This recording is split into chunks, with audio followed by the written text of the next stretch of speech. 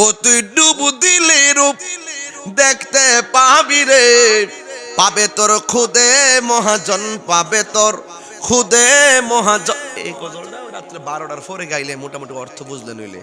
এখন তো মন উরু উরু, দুরু দুরু।